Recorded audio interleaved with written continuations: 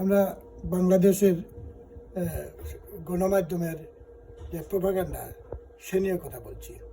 কারণ গণমাধ্যম এমন এক জিনিস এখন যে ডিজিটাল সিস্টেমে হয়েছে, যেটা বাংলাদেশের মানুষকে অতি অল্প সময়ে বিভিন্নভাবে প্রতারিত করা যায়, বিভিন্নভাবে মোহগ্রস্ত করা যায়, বিভিন্নভাবে তাকে উজ্জীবিত করা যায়, আবার উস্কেও দেওয়া যায়। এগুলো আমাদের জ্ঞান দিয়ে বুঝতে হবে কোনটা ইস্কানি, কোনটা উজ্জীবিত করা আর কোনটা প্রতারণা করা। আমরা যারা আছি বাংলাদেশের বিভিন্ন জায়গায় বাঙালি, সেই বাঙালি হিসাবে আমাদের অস্তিত্বের ব্যাপারটা আমরা বুঝতে হবে।